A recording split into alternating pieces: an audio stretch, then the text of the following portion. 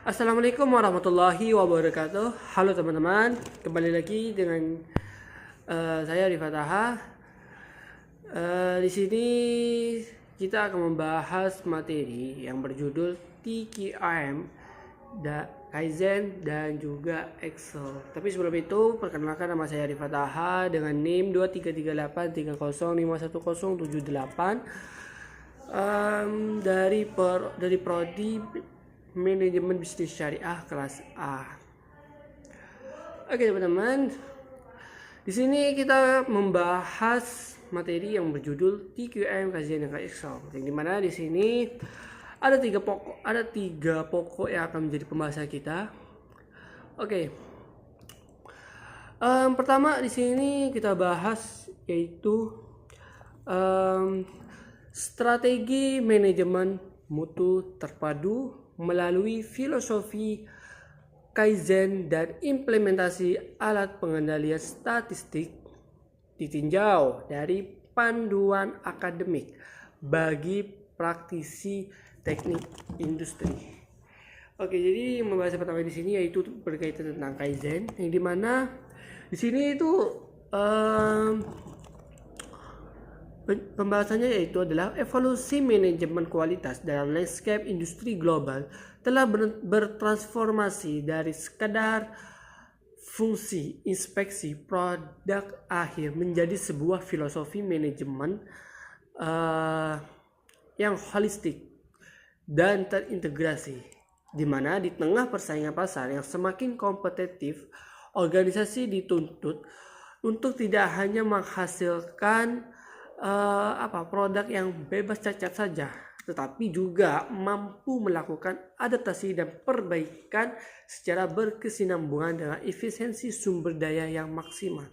Maksudnya bagaimana? Maksudnya adalah bahwasanya pendekatan manajemen kualitas modern ini itu menekankan pentingnya melibatkan seluruh elemen organisasi, ya, seluruh elemen organisasi mulai dari manajemen puncak hingga tingkat operasional dalam upaya menciptakan nilai bagi nilai bagi pelanggan atau customer. Di mana konsep-konsep ini itu seperti peningkatan berkelanjutan atau continuous improvement, fokus pada pelanggan, serta juga pengambilan keputusan yang berbasis data menjadi landasan utama dalam penerapan sistem manajemen kualitas yang efektif, sehingga baik itu suatu organisasi atau suatu perusahaan atau suatu industri itu tidak hanya berorientasi pada pemenuhan standar kualitas semata, tetapi juga pada peningkatan daya saing dan keberlanjutan dalam jangka waktu panjang. Gitu. Oke, selanjutnya yang kedua yaitu evolusi dan ontologi filosofi dari Kaizen dalam manajemen kualitas. Di mana di sini di dalam pembahasan di sini yaitu Kaizen bukan sekedar sebuah metodologi perbaikan, melainkan sebuah pandangan hidup atau way of life yang berakar pada budaya kerja Jepang pasca Perang Dunia Kedua. Secara etimologis, istilah ini berasal dari dua karakter, yaitu kanji, yaitu dari kai, yang bermakna perubahan atau tindakan untuk memperbaiki, dan zen yang berarti baik atau kebajikan. Jadi maksudnya bagaimana tentang berkaitan dengan Kaizen ini? Maksudnya adalah bahwasanya Kaizen ini dapat dimaknai atau dapat diartikan sebagai upaya melakukan perubahan atau melakukan perubahan dengan cara perbaikan seperti tadi itu, ya, melakukan perubahan secara terus-menerus menuju kondisi yang lebih baik. Jadi secara praktiknya konsep Kaizen itu menekankan adanya perbaikan yang dilakukan secara bertahap, ya. Jadi step by step nih. Jadi gak langsung nih, ada step by stepnya ya, ada langkah-langkah secara bertahap lah ya gitu ya, bertahap, terus juga berkelanjutan dan juga melibatkan seluruh anggota dari organisasi tersebut begitu. Tidak seperti pendekatan inovasi yang seringkali menuntut perubahan besar dalam waktu singkat. Tapi kalau konsep dari Kaizen ini tidak seperti itu, yang dimana konsep Kaizen ini lebih menitik beratkan pada perbaikan kecil namun konsisten yang dapat dilakukan setiap hari. Sehingga konsep Kaizen ini membutuhkan jangka waktu yang panjang gitu ya, tidak sesingkat dengan metode pendekatan inovasi-inovasi yang lainnya begitu gitu. Karena proses Kaizen ini secara bertahap lah gitu ya. Oke lanjut materi selanjutnya yaitu Total Quality Management atau TQM sebagai ekosistem pendukung. Oke, pembahasan kita selanjutnya perihal TQM. Jadi kita juga bahas Kaizen lagi nih. Oke. Di sini pembahasannya di dalam PPT ini yaitu Kaizen tidak dapat berdiri. Ia membutuhkan ekosistem yang mendukung agar dapat tumbuh menjadi budaya yang lestari. Ekosistem tersebut adalah Total Quality Management atau TQM, atau dalam istilah Jepangnya sering disebut Total Quality Control TQC. Ini mana di sini TQM yang pernah kita bahas di materi sebelumnya yaitu merupakan suatu pendekatan manajemen yang menekankan keterlibatan dari seluruh elemen organisasi dalam upaya meningkatkan kualitas secara menyeluruh, baik itu pada proses, baik itu pada produk, baik itu pada layanan, baik itu pada manusia, baik itu pada lingkungan dan lain sebagainya yang dapat dihasilkan begitu ya. Namun di sini dalam kerangka TQM, kualitas itu tidak hanya menjadi tanggung jawab sebagai bagian-bagian pengendalian mutu semata gitu, tetapi juga dapat menjadi komitmen bersama yang harus dijalankan oleh setiap individu dalam organisasi, di mana pendekatan ini itu mengintegrasikan berbagai prinsip baik basic manajemen seperti fokus pada pelanggan, kepemimpinan yang kuat, partisipasi karyawan, hingga pengambilan keputusan yang berbasis data serta adanya perbaikan keberlanjutan gitu. Terus TQM ini juga menyediakan landasan secara metodologis dan budaya organisasi yang memungkinkan praktik dari Kaizen itu berjalan secara efektif. Jadi TQM ini juga dapat membantu dari konsep Kaizen. Jadi saling saling membutuhkan lah gitu, saling melengkapi lah gitu. Oke, selanjutnya yaitu di TQM, di konsep TQM itu ada 4 prinsip utama TQM yang berbasis Kaizen. Yang pertama yaitu adalah fokus pada pelanggan.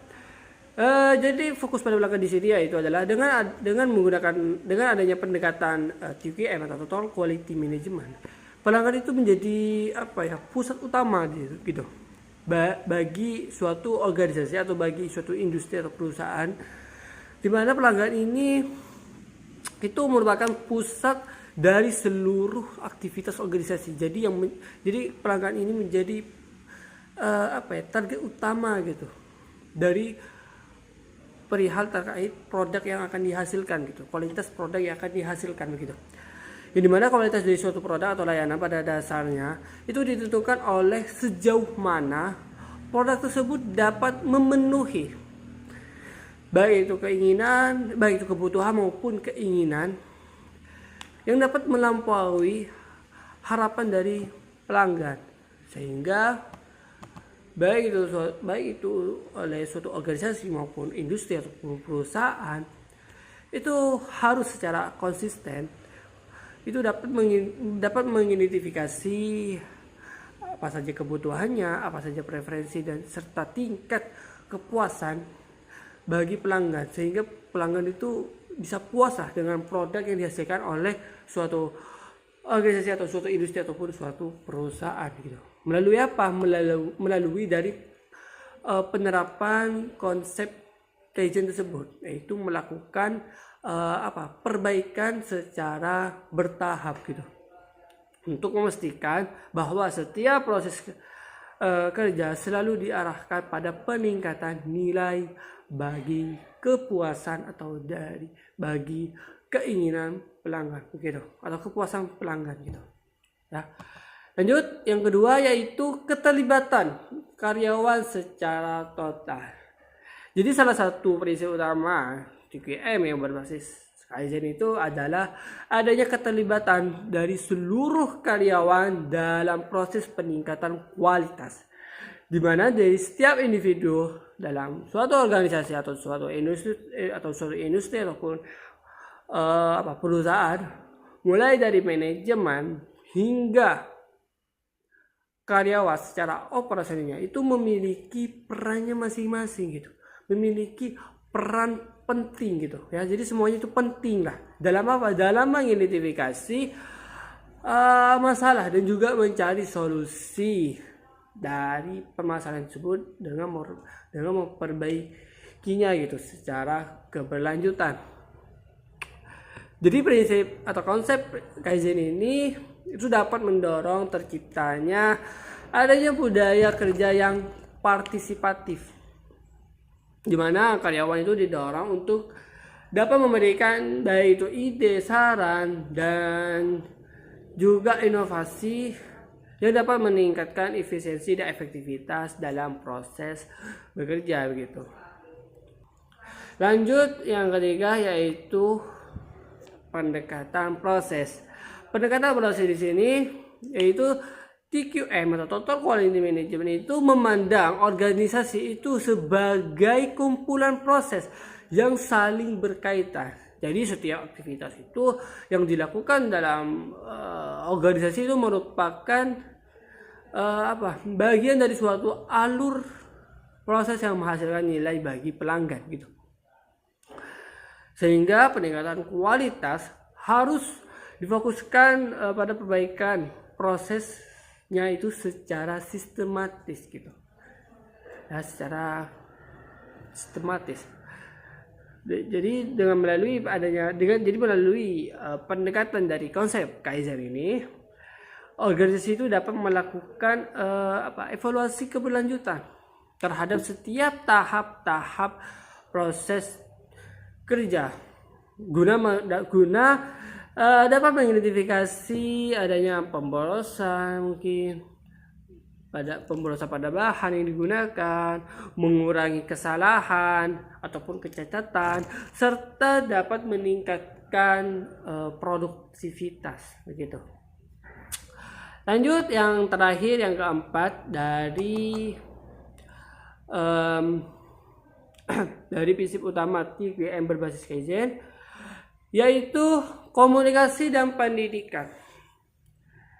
Jadi implementasi dari TQM berbasis Kaizen yang terakhir ini yaitu memerlukan komunikasi yang efektif serta pendidikan yang dapat berkelanjutan bagi seluruh anggota, baik itu organisasi, baik itu industri maupun suatu perusahaan. Di mana komunikasi yang terbuka ini itu dapat memungkinkan penyampaian informasi, baik itu mengenai tujuan, kualitas, standar kerja, serta hasil evaluasi dari kinerja secara transparan. Jadi gak ada tutup-tutupan nih. Jadi semuanya itu secara transparan nih. Selain itu juga program pendidikan dan kepelatihan program pendidikan itu berfungsi untuk meningkatkan kompetensi dari kinerja karyawan hingga mereka itu dapat berkontribusi secara optimal dalam proses perbaikan keberlanjutan gitu ya. Oke, lanjut teman-teman. Pembahasan selanjutnya yaitu mekanisme perbaikan dari konsep 3M, dan budaya 5S. Oke teman-teman, yang perlu kita ketahui di sini bahwasanya dalam implementasi Kaizen, mekanisme perbaikan dapat dilakukan melalui dari identifikasi dan penghilangan berbagai bentuk inefisiensi yang dapat menghambat kinerja dari suatu organisasi. Dua konsep yang penting yang sering digunakan dalam pendekatan ini adalah itu dari konsep 3M dan juga dari budaya kerja 5S atau 5R. Di mana dari kedua konsep tersebut itu dapat berfungsi sebagai dasar dalam menciptakan lingkungan kerja yang efisien, tertata, dan produktif. Oke. Yang pertama yang jadi pembahasan kita yaitu adalah eliminasi pemborosan melalui konsep 3M. Yang pertama adalah mudah atau pemborosan. Mudah di sini merujuk pada segala aktivitas yang tidak memberikan nilai tambah terhadap produk atau pelayanan. Maksudnya gimana? Pasti gini, contohnya misalkan meliputi waktu tunggu yang berlebihan, atau mungkin bisa juga dari proses yang tidak diperlukan, atau mungkin dari persediaan bahan yang terlalu banyak, atau mungkin juga bisa juga dari pergerakan kerja yang tidak efisien. Sehingga ini bisa dibilang terlalu boros lah ya, dari segi apapun gitu. Sehingga eliminasi mudah ini itu memiliki tujuan, yaitu dapat meningkatkan efisiensi dan dapat mengoptimalkan penggunaan sumber daya, baik itu dari suatu organisasi, baik itu dari industri maupun perusahaan begitu. Lalu yang kedua yaitu adalah murah atau ketidakseimbangan. Murah di sini mengacu pada ketidakteraturan gitu, atau variasi yang tidak yang tidak konsisten dalam proses kerja. Maksudnya bagaimana? Maksudnya adalah ketidakseimbangan ini dapat menyebabkan aliran kerja itu menjadi tidak stabil gitu. Sehingga berdampak pada penurunan produk, baik itu pada produktivitas maupun pada kualitas dari produk tersebut gitu. Produktivitas dan kualitas gitu. Ini mana melalui dari konsep Kaizen ini, organisasi itu berupaya menciptakan proses yang lebih stabil dan juga terstandarisasi gitu. Lanjut, yang ketiga yaitu muri atau beban yang berlebih. Muri di sini merupakan kondisi di mana karyawan, baik itu karyawan, mesin ataupun sistem kerja itu dapat mengalami yang namanya beban kerja yang berlebihan gitu. Jadi memiliki beban yang terlalu berlebihan nih, sehingga ini dapat menimbulkan seperti kelelahan, kekeliruan atau kesalahan dalam bekerja, serta bisa berpotensi adanya kecacatan atau kerusakan pada peralatan yang digunakan gitu. Sehingga pengelolaan beban kerja yang seimbang itu sangat penting untuk menjaga keberlangsungan dan juga efisiensi dari proses operasional gitu. Lanjut pada fondasi pada kedisiplinan dari gerakan 5S atau 5R.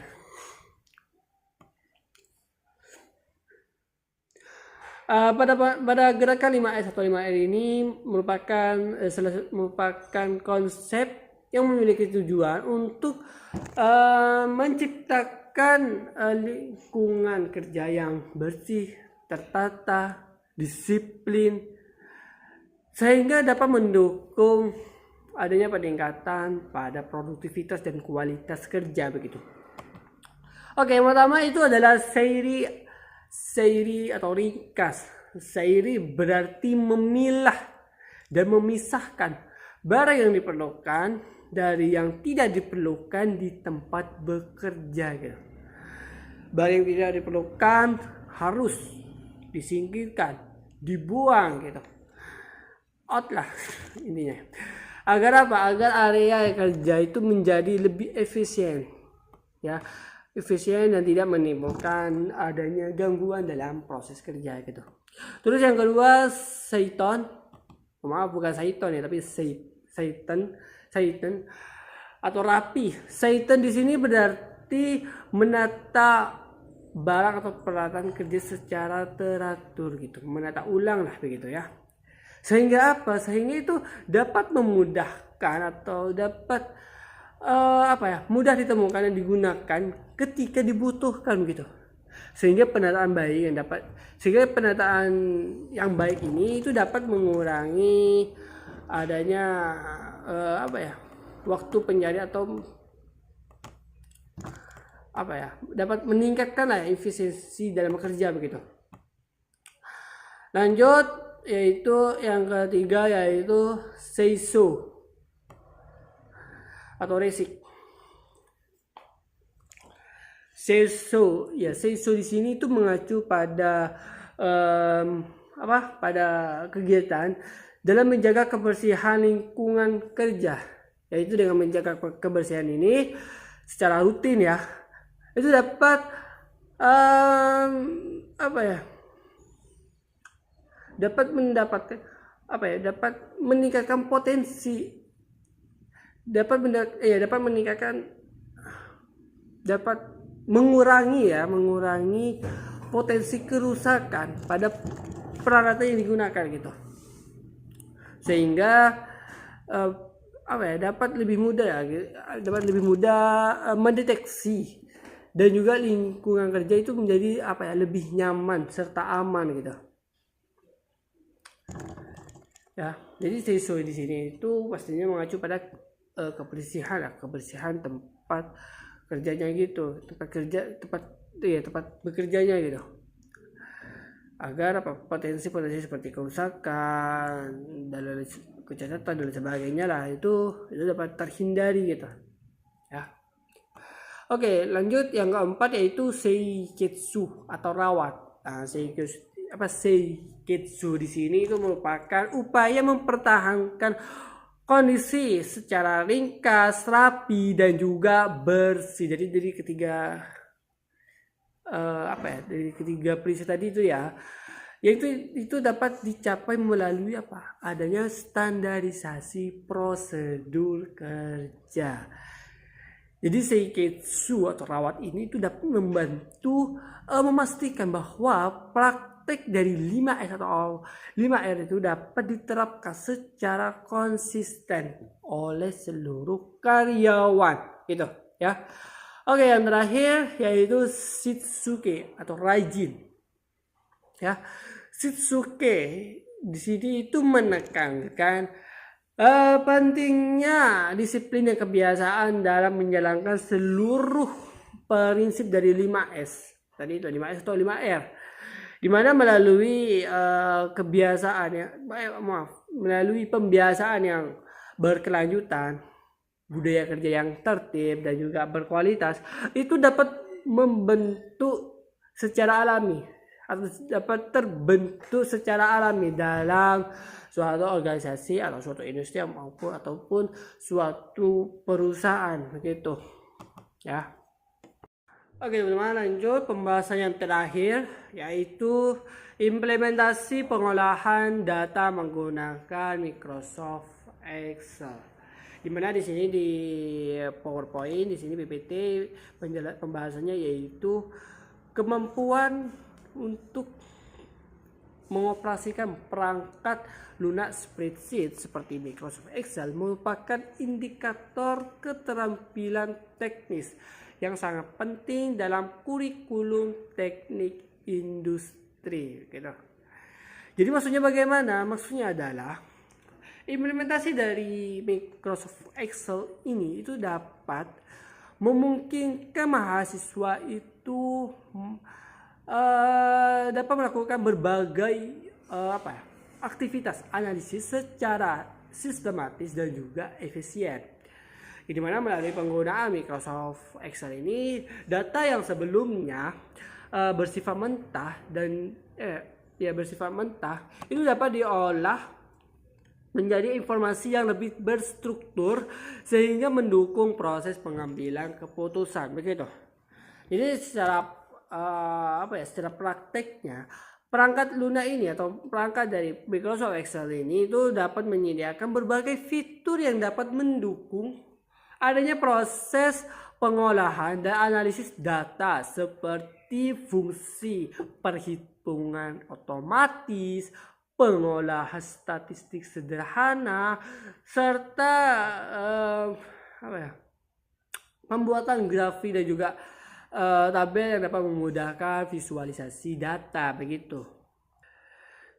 Di mana di sini ada beberapa prosedurnya ya dalam menggunakan Microsoft Excel, khususnya bagi mahasiswa lah, begitu. Yaitu pertama dari prosedur perhitungan data secara manual. Di mana di sini sebelum kita membuat grafik, ya grafik itu dibuat. Jadi dalam perhitungan data secara manual itu yang pertama adalah membuat tabulasi data. Tabulasi data itu seperti apa? Tabulasi data itu adalah kita memasukkan daftar jenis daftar jenis cacat lah ya, jenis cacat dan frekuensinya ke dalam kolom Excel, gitu. Lalu yang kedua melalui sorting ya. Sorting di sini yaitu mengurutkan data dari frekuensi tertinggi hingga yang terendah dalam menggunakan fitur yaitu fitur sort largest to small pada tab data. Lalu yang ketiga itu ada kalkulasi total. Kalkulasi total di sini itu yaitu menghitung jumlah total dari keseluruh frekuensi menggunakan rumus sum. Ya. Menggunakan rumus sum. Lalu yang keempat itu menghitung presentasi secara individu, di mana di kolom baru itu memasukkan rumus, di mana rumusnya itu sama dengan sel garis bawah itu, di bawah itu ada sel garis bawah frekuensi atau sel garis bawah total frekuensi. Nanti ini di sini ya saya udah tunjukkan ya kayak gimana. Oke, ya bisa dilihat ya di sini tuh. Oke. Dan ubah formatnya menjadi percentage, gitu. Terus yang kelima yaitu hitung persentase kumulatifnya, gitu. Jadi hitung persentase kumulatif itu yaitu untuk baris pertamanya itu persentase kumulatif itu sama dengan persentase individu baris tersebut, gitu. Yang kedua itu untuk baris yang kedua dan seterusnya itu dapat menggunakan rumus seperti ini. Ya, itu tinggal aja rumusnya seperti ini. Oke, lanjut pada teknik pembuatan grafik Pareto. Pada teknik di sini itu ada dua teknik utama dalam menghasilkan diagram Pareto di Excel, gitu. Tergantung pada versi perangkat lunak yang digunakan, begitu. Pada penggunaan fitur secara otomatis untuk Microsoft Excel 2016 ke atas, ya, 2016 ke atas. Excel di sini itu bisa dibilang Excel versi yang modern. Yang dimana di sini itu tahap-tahapannya yaitu atau prosedurnya yaitu yang pertama adalah pilih dengan menyorot data dari jenis cacat dan frekuensinya. Terus yang kedua yaitu klik tab insert, lalu pilih icon insert statistic charts pada laptop kalian semua, gitu. Pasti tahu lah ya. Terus kalian pilih opsi yang bertuliskan Pareto, gitu. Terus tinggal kalian sesuaikan aja judul grafik dan label data melalui tombol plus, ya tombol plus di sisi kanan grafik, gitu. Terus yaitu pada konstruksi itu yang kedua itu pada konstruksi grafik secara manual dengan metode combo chart.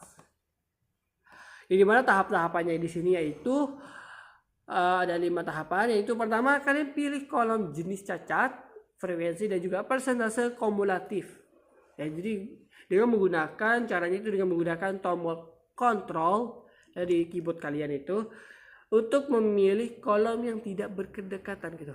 Nah, lalu yang kedua itu pilih insert, lalu pilih kolom charts, lalu memilih clusters kolom gitu. Lalu yang ketiga itu kalian klik kanan pada batang yang mempresentasikan persentase kumulatif, biasanya sangat pendek, itu lalu pilih change series chart type. Terus yang keempat yaitu pada dialog yang muncul, ubah tipe grafik untuk seri persentase kumulatif menjadi line width markers dan centang kotak yang bertuliskan secondary axis. Lalu yang terakhir yaitu format sumbu sekunder.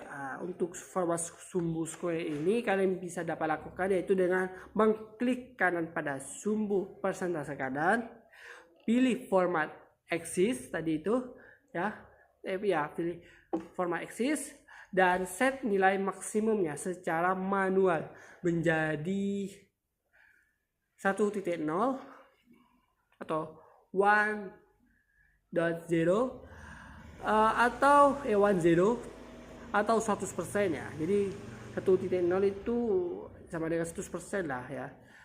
Jadi ini bisa penting, itu cukup krusial agar garis kumulatifnya itu berakhir tepat di sudut kanan pada grafik tersebut begitu. Ya kurang lebihnya seperti itu pembahasan materi kita pada pertemuan yang kedua pertemuan ketiga ya.